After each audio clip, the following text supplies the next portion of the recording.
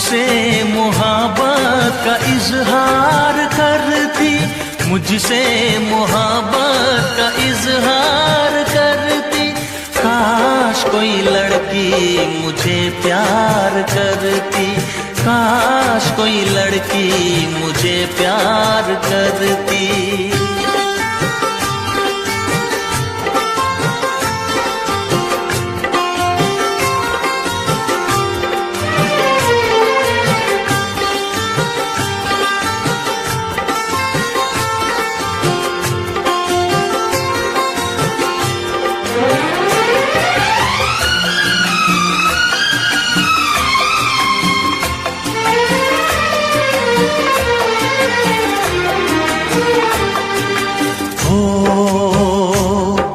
वो बेचैन होती, मैं बेताब होता, निगाहों में उसकी मेरा ख्वाब होता।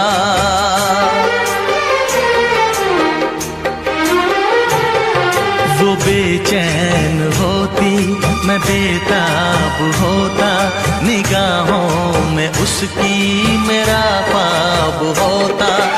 शर्मा के वो लगती गले, रखता उसे पलकों तले। चोरी चोरी वो मेरा दीदार करती, चोरी चोरी वो मेरा दीदार करती। काश कोई लड़की मुझे प्यार करती, काश कोई लड़की मुझे प्यार करती। मुझसे मोहब्बत का इजहार करता, मुझसे मोहब्बत का इजहार करता।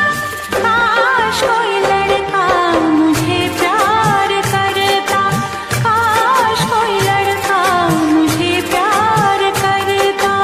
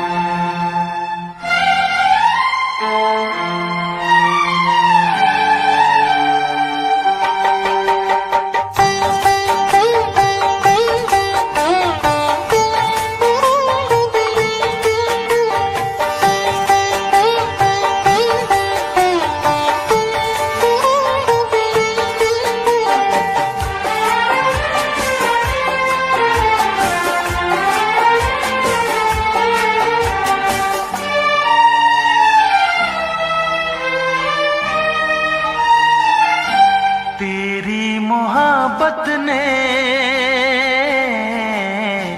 दिल में मकाम कर दिया। तेरी मोहब्बत ने दिल में मकाम कर दिया।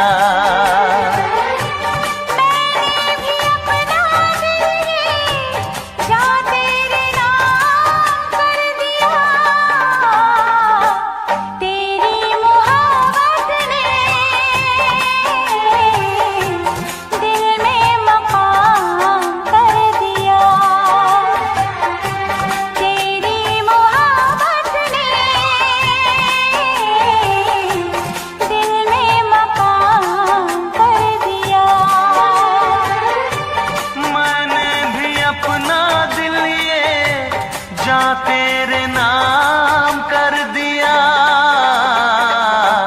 तेरी मोहब्बत ने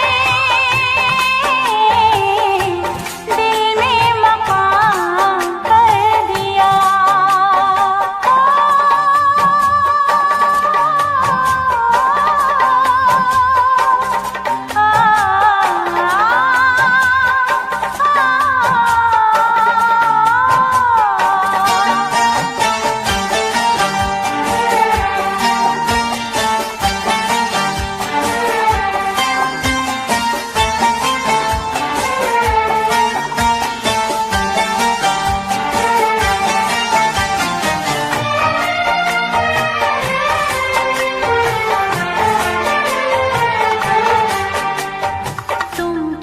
जानो कितने दिन रात गुजारी मेरी सारे गिन गिन। तुम क्या जानो कितने दिन रात गुजारी मैंने सारे गिन गिन। याद तुम्हारी आती है, मेरी नींद चुराती है। चैन मेरा लेके तूने मुझको बेचैन किया। तेरी मोहब्बत ने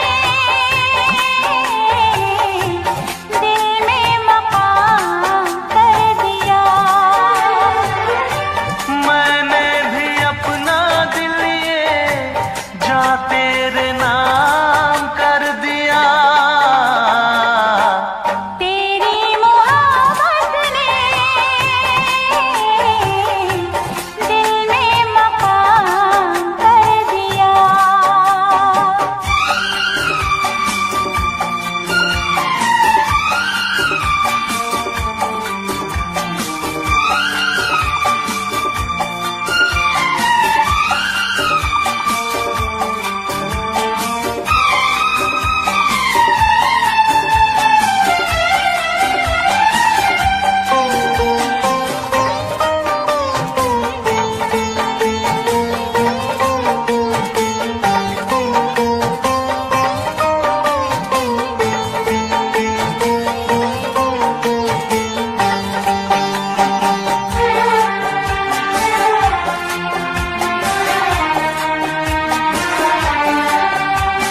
तौबा मेरी तेरी पहली नजर लूट के ले गई मेरा जिगर।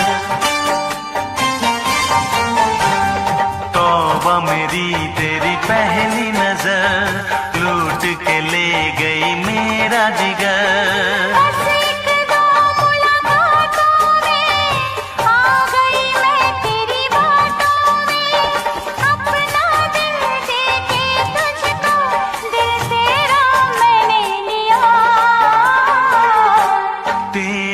मोहब्बत ने दिल में मकाम कर दिया।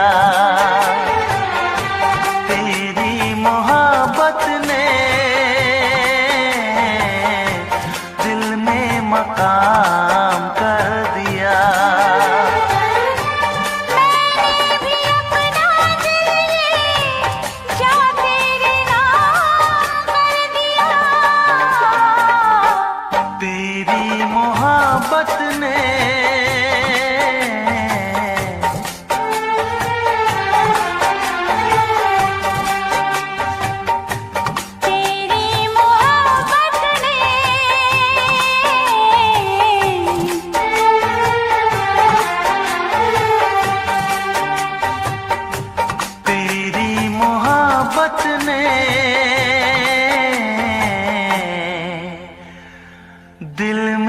मकाम कर दिया।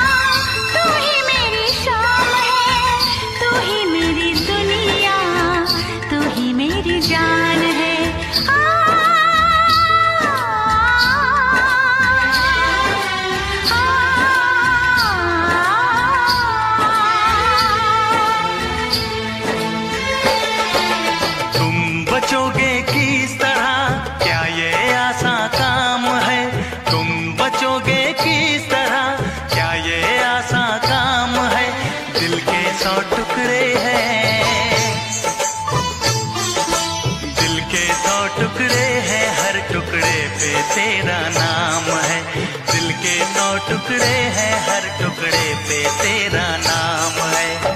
तू ही मेरी सुबह, तू ही मेरी शाम है, तू ही मेरी दुनिया, तू ही मेरी जान है।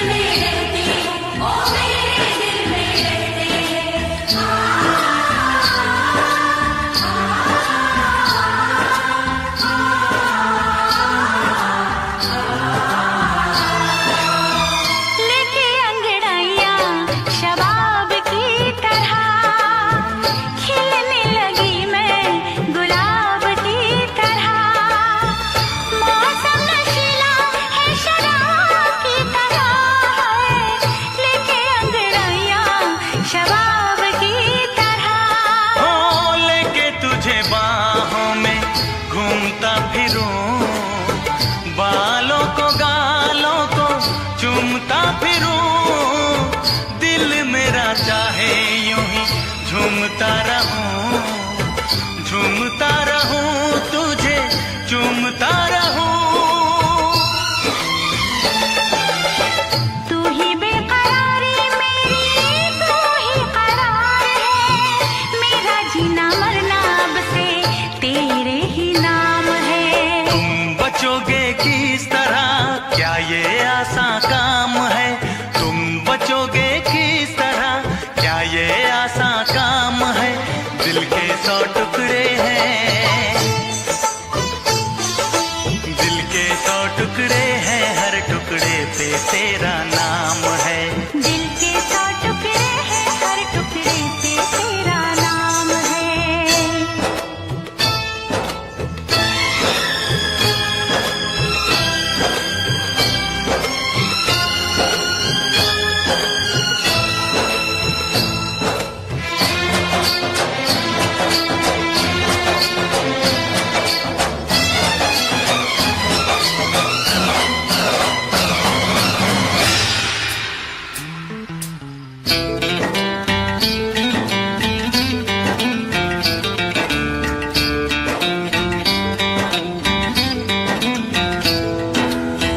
जब तक है आंखें तुझे देखता रहूं, जब तक है सांसें तुझे सोचता रहूं, मंदिर में दिल के तुझे पूजता रहूं, जब तक है आंखें तुझे देखता रहूं।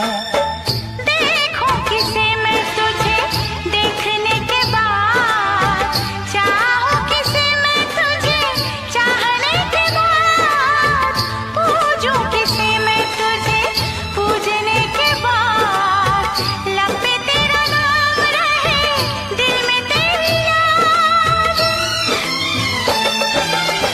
तेरे सिवा कोई नहीं मेरा जहान में, कुदरत से पाया है जो तू वो इनाम है। तुम बचोगे किस तरह, क्या ये आसान काम है? तुम बचोगे किस तरह, क्या ये आसान काम है? दिल के 100 टुकड़े हैं,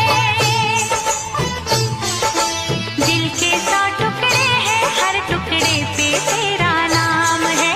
दिल के 100 टुकड़े हैं, हर टुकड़े पे तेरा नाम है। तुम बचोगे किस तरह, क्या ये आसान काम है? तुम बचोगे किस तरह, क्या ये आसान काम है? दिल के 100 टुकड़े हैं, दिल के 100 टुकड़े हैं, हर टुकड़े पे तेरा नाम है। दिल के 100 टुकड़े हैं, हर टुकड़े पे तेरा नाम है।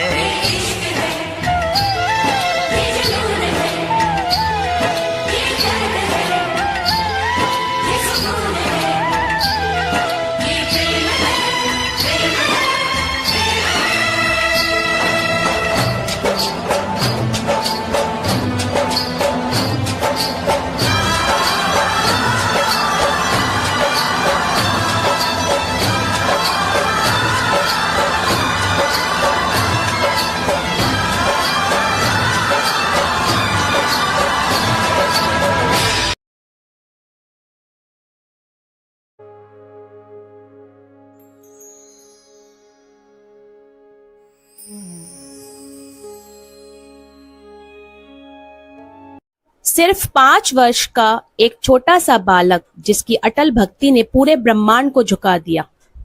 आइए सुनते हैं भक्त ध्रुव की दिव्य कथा। यह कहानी है राजा उत्तानपाद के राज्य की, जहां वैभव तो बहुत था, लेकिन एक छोटे से राजकुमार के जीवन में प्रेम और अपनापन अधूरा था। नन्हा ध्रुव अपने पिता के स्नेह के लिए उत्साहित होकर उनकी ओर दौड़ा। उसके चेहरे पर केवल एक ही इच्छा थी, अपने पिता की गोद में बैठने की। लेकिन तभी सामने से सौतेली मां रानी सुरुचि दीवार बनकर खड़ी हो गई। पूरा राजमहल एक पल के लिए शांत हो गया। सौतेली मां के कठोर शब्द तीर की तरह ध्रुव के हृदय में उतर गए। एक मासूम बालक पहली बार अपमान का दर्द महसूस कर रहा था। ध्रुव की आंखें आंसुओं से भर गई, लेकिन उसने शिकायत नहीं की और चुपचाप पीछे हट गया। रोता हुआ ध्रुव महल के लंबे गलियारों से गुजरता रहा। उसके छोटे छोटे कदमों में दर्द था, लेकिन उसके मन में एक नया प्रश्न भी जन्म ले चुका था। मां सुनीति ने अपने बेटे को सीने से लगा लिया। उन्होंने ध्रुव के आंसू तो पोंछ दिए, लेकिन उसके टूटे हुए मन को जोड़ने के लिए एक दिव्य मार्ग दिखाया। मां ने प्रेम से कहा, बेटा, इस संसार में सबसे बड़ा सहारा भगवान विष्णु है। अगर कोई तुम्हें सच्चा सम्मान दे सकता है तो केवल वही है। बस उसी क्षण ध्रुव ने एक ऐसा निर्णय लिया जिसने इतिहास बदल दिया। केवल 5 वर्ष की आयु में वह अकेला भगवान की खोज में जंगल की ओर चल पड़ा। महल की सुख सुविधाएं पीछे छूट चुकी थी। अब नन्हा ध्रुव अकेला था, लेकिन उसके मन में डर नहीं बल्कि भगवान को पाने का विश्वास था। कभी नुकीले कांटे उसके पैरों में चुभते तो कभी पथरीले रास्ते उसकी परीक्षा लेते, लेकिन भगवान तक पहुंचने की उसकी इच्छा बहुत बड़ी थी। धीरे धीरे रात ने पूरे जंगल को अपनी चादर में ढक लिया। डरावनी आवाजें गूंजने लगी, फिर भी ध्रुव ने अपने डर से हार नहीं मानी। तभी अचानक पूरा जंगल एक दिव्य प्रकाश से जगमगा उठा। देवर्षि नारद स्वयं ध्रुव के सामने प्रकट हुए। उन्होंने ध्रुव के मासूम चेहरे में अटूट विश्वास देखा। फिर भी वे जानना चाहते थे कि क्या यह बालक सचमुच अपनी परीक्षा के लिए तैयार है। उन्होंने ध्रुव को समझाया कि जंगल का जीवन बहुत कठिन है, लेकिन ध्रुव का संकल्प अडिग था। ध्रुव की अटल भक्ति देखकर नारद जी प्रसन्न हो गए। उन्होंने उसे भगवान विष्णु का पवित्र मंत्र सिखाया और सच्ची साधना का मार्ग दिखाया। ध्रुव ने एक शांत स्थान चुना और पूरे मन से भगवान का ध्यान शुरू कर दिया। हर मंत्र के साथ उसका मन प्रभु के और भी निकट होता गया। दिन बीतने लगे। जंगल के पशु पक्षी भी ध्रुव के पास बिना किसी भय के बैठने लगे। उसकी भक्ति ने पूरे वन में अद्भुत शांति फैला दी थी। धीरे धीरे ध्रुव की तपस्या का तेज स्वर्ग तक पहुंच गया। देवता भी आश्चर्य में पड़ गए, क्योंकि इतनी छोटी सी उम्र में ऐसी भक्ति उन्होंने पहले कभी नहीं देखी थी।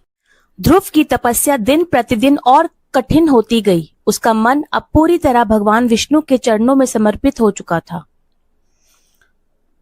उसका तेज पूरे वन में फैलने लगा। ऐसा लगता था मानो पूरी पृथ्वी उस नन्हे भक्त की तपस्या का सम्मान कर रही हो। स्वर्ग में देवताओं की सभा लगी। सभी एक दूसरे से पूछने लगे, आखिर ये बालक कौन है जिसकी भक्ति का तेज पूरे ब्रह्मांड में फैल रहा है। देवराज इंद्र भी चिंतित हो उठे। उन्हें लगा कहीं इस बालक की तपस्या से उनका सिंहासन न डोल जाए। अंत में सभी देवता मिलकर भगवान विष्णु के पास पहुंचे और उस अद्भुत बालक की तपस्या के बारे में बताया।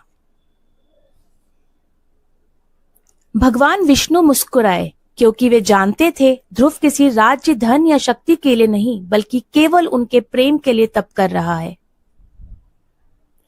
भगवान विष्णु ने गरुड़ को बुलाया। समय आ गया था अपने छोटे से भक्त से मिलने का। आकाश को चीरते हुए दोनों पृथ्वी की ओर बढ़े। पूरा ब्रह्मांड उस दिव्य यात्रा का साक्षी बन गया। अचानक पूरा वन दिव्य प्रकाश से भर गया। ऐसा तेज पहले कभी किसी ने नहीं देखा था। ध्रुव ने धीरे धीरे अपनी आंखें खोली और भगवान विष्णु के दिव्य स्वरूप को देखा। उसकी आंखों से आंसू बहने लगे। अपार आनंद के कारण ध्रुव के मुख से एक भी शब्द नहीं निकल पा रहा था।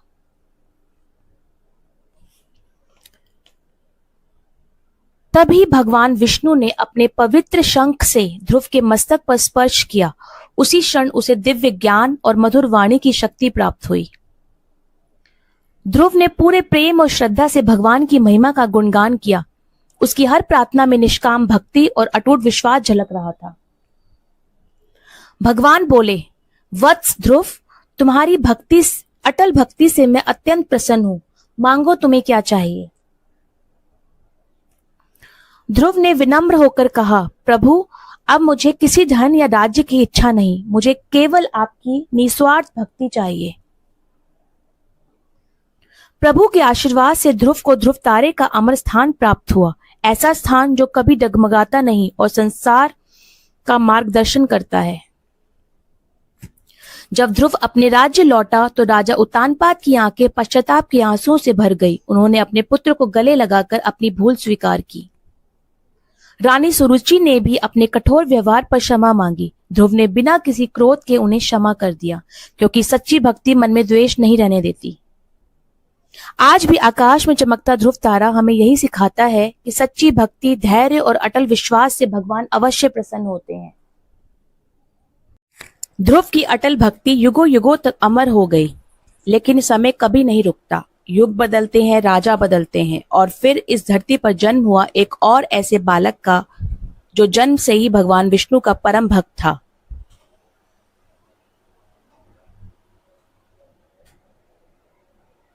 असुरों के नए राजा शक्तिशाली हिरण्यकश्यप को बनाया गया, जिसका अहंकार तीनों लोकों में फैल गया। असुर राजा हिरण्यकश्यप ने वर्षों तक कठोर तपस्या की। उसकी तपस्या से प्रसन्न होकर ब्रह्मा जी उसके सामने प्रकट हुए। उसने अमर होने का वरदान मांगा। जब यह संभव नहीं हुआ तो उसने एक ऐसा वरदान मांगा कि उसे मारना लगभग असंभव हो जाए। वरदान मिलते ही उसका अहंकार बढ़ गया। उसने स्वयं को सबसे बड़ा घोषित कर दिया और पूरे राज्य में अपनी पूजा करने का आदेश दे दिया। उसने घोषणा कर दी, आज से कोई भी भगवान विष्णु का नाम नहीं लेगा। जो मेरी आज्ञा नहीं मानेगा उसे कठोर दंड मिलेगा। कुछ समय बाद उसकी रानी कयाधु ने एक सुंदर पुत्र को जन्म दिया। उसका नाम रखा गया प्रहलाद। किसी को नहीं पता था कि यह बालक आगे चलकर भक्ति का सबसे बड़ा उदाहरण बनेगा। बचपन से ही प्रहलाद का मन भगवान विष्णु की भक्ति में लगा था। उसके चेहरे की मुस्कान और मन की शांति सभी को हैरान कर देती थी। हिरण्यकशिपु अपने पुत्र से बहुत प्रेम करता था। उसका विश्वास था कि एक दिन प्रहलाद भी उसी की तरह शक्तिशाली और विजयी राजा बनेगा। समय बीता और प्रहलाद को शिक्षा के लिए गुरुकुल भेजा गया, लेकिन वहां जो हुआ उसने सबको आश्चर्य में डाल दिया। जैसे ही शिक्षा शुरू हुई, प्रहलाद ने सबसे पहले नारायण नारायण का जाप करना शुरू कर दिया। गुरु और सभी बालक उसे आश्चर्य से देखने लगे, क्योंकि असली परीक्षा अब शुरू होने वाली। गुरु षंड और अमर्क ने प्रहलाद को बहुत समझाया, लेकिन उसके मन में तो केवल भगवान विष्णु का नाम ही बस चुका था। धीरे धीरे प्रहलाद अपने मित्रों को भी भगवान विष्णु की भक्ति का महत्व बताने लगा। सभी बच्चे उसकी बातें ध्यान से सुनते और बड़े प्रेम से भगवान का नाम जपते। जब यह समाचार राजा हिरण्यकशिपु तक पहुंचा तो उसका चेहरा क्रोध से लाल हो गया। उसे विश्वास ही नहीं हुआ कि उसका अपना पुत्र विष्णु का भक्त बन गया है। राजा ने प्रेम से प्रहलाद को अपने पास बुलाया और मुस्कुराकर पूछा, पुत्र, तुम्हें शिक्षा किसने दी? तुम्हारा सबसे बड़ा गुरु कौन है? प्रहलाद ने हाथ जोड़कर विनम्रता से कहा, पिताश्री, मेरे सच्चे स्वामी भगवान विष्णु हैं। उन्हीं की भक्ति सबसे बड़ा ज्ञान और सबसे बड़ी शक्ति है। भगवान विष्णु का नाम सुनते ही हिरण्यकशिपु का धैर्य टूट गया। उसका क्रोध पूरे राजमहल में गूंज उठा और सभी भय से कांपने लगे। राजा गरज कर बोला, प्रहलाद, आज के बाद यदि तुमने विष्णु का नाम लिया तो तुम्हें बहुत बड़ा दंड मिलेगा। अभी भी समय है, मेरी बात मान लो। लेकिन प्रहलाद के चेहरे पर जरा भी डर नहीं था। उसने मुस्कुराकर आंखें बंद की और फिर से प्रेम से नाम जप करने लगा। अब हिरण्यकशिपु का क्रोध अपनी सीमा पार कर चुका था। उसने सैनिकों की ओर देखकर ऊंची आवाज में आदेश दिया, इस बालक को तुरंत मृत्यु दंड दिया जाए। सैनिक प्रहलाद की ओर बढ़े, लेकिन उन्हें क्या पता था कि अब उसकी रक्षा भगवान स्वयं करने वाले हैं। सैनिकों ने पूरी शक्ति से प्रहलाद पर वार किया, लेकिन भगवान की दिव्य शक्ति के सामने उनके सभी अस्त्र शस्त्र टूट गए। हिरण्यकशिपु ने अब विषैले नाग छोड़ने का आदेश दिया ताकि वे प्रहलाद को डस सकें। लेकिन चमत्कार हो गया। प्रहलाद को डसने के बजाय उन्होंने अपना फन झुका दिया, मानो वे भी भगवान के सच्चे भक्त को प्रणाम कर रहे हों। अब राजा ने एक विशाल और शक्तिशाली हाथी को बुलवाया। उसने आदेश दिया, इस बालक को अपने पैरों तले कुचल दो। विशाल हाथी तेजी से प्रहलाद की ओर बढ़ा, लेकिन पास पहुंचते ही उसका क्रोध शांत हो गया।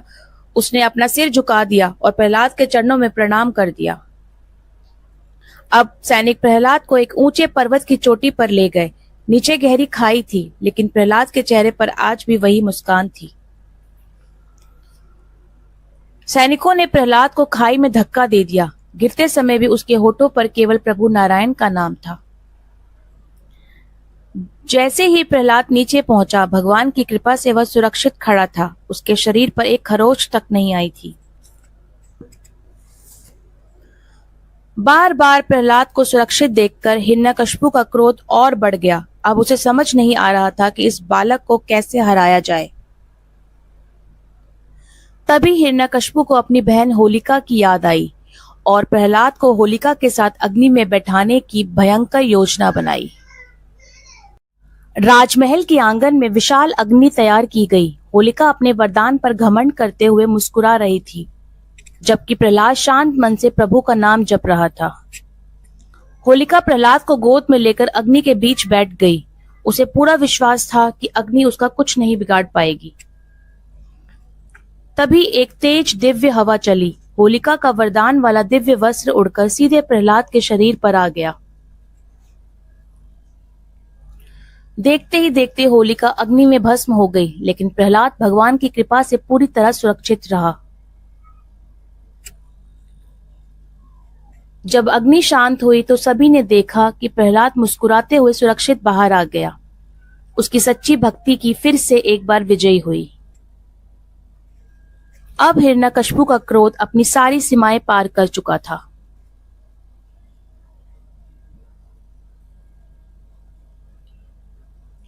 असुर राजा ने महल के एक विशाल पत्थर के स्तंभ की ओर इशारा किया और पूछा, क्या तेरा भगवान इस स्तंभ में भी मौजूद है? प्रहलाद ने बिना एक पल सोचे मुस्कुरा कर कहा, हाँ पिताश्री, भगवान हर जगह है, इस स्तंभ में भी। क्रोध में अंधे हिरण्यकशिपु ने अपना गदा उठाई और पूरी शक्ति से उस विशाल स्तंभ के पर प्रहार कर दिया। अचानक स्तंभ के अंदर से ऐसी भयंकर गर्जना सुनाई दी कि धरती और आकाश तक कांप उठे। अगले ही पल वह विशाल स्तंभ जोरदार आवाज के साथ फट गया। उसमें से प्रकट हुए भगवान नरसिंह, आधे सिंह आधे मानव। लेकिन हिरण्यकशिपु का अहंकार अब भी खत्म नहीं हुआ। उसने अपनी तलवार उठाई और भगवान नरसिंह को युद्ध की चुनौती दे डाली। राजमहल में भयंकर युद्ध शुरू हो गया। एक ओर था अहंकार और दूसरी ओर स्वयं धर्म की रक्षा करने वाले भगवान नरसिंह। संध्या का समय था, ना दिन ना रात। भगवान नरसिंह महल की चौखट पर पहुंचे, ना अंदर ना बाहर। अब ब्रह्मा जी के वरदान का रहस्य खुलने वाला था। भगवान नरसिंह ने हिरण्यकशिपु को अपनी गोद में उठाया और अपने दिव्य नखों से उसका अंत कर दिया। उसी क्षण अधर्म हार गया और धर्म की विजय हुई। आकाश से देवताओं ने पुष्प वर्षा की। पूरे वातावरण में जय श्री हरि की गूंज फैल गई। आज एक सच्चे भक्त की भक्ति जीत चुकी थी। भगवान ने प्रेम से प्रहलाद के सर पर अपना हाथ रख दिया और कहा कि सच्चे भक्त की रक्षा हर युग में मैं स्वयं करता हूं। समय बीता और प्रहलाद एक न्यायपूर्वक, न्यायप्रिय, दयालु और धर्मपरायण राजा बने। उनके राज्य में फिर से सुख, शांति और भगवान की भक्ति का प्रकाश फैल गया। भक्त प्रहलाद की यह कथा हमें सिखाती है कि सच्ची भक्ति, अटूट विश्वास और अच्छे कर्म करने वालों का साथ भगवान कभी नहीं छोड़ते। आज हमने दो महान बाल भक्तों की अद्भुत यात्रा देखी। ध्रुव ने हमें अटल संकल्प की शक्ति सिखाई और प्रहलाद ने हर परिस्थिति में भगवान पर अटूट विश्वास रखना सिखाया। अगर आपको इन दोनों दिव्य कथाओं से प्रेरणा मिली हो तो वीडियो को लाइक करें और हमारे चैनल को सब्सक्राइब करना ना भूलें।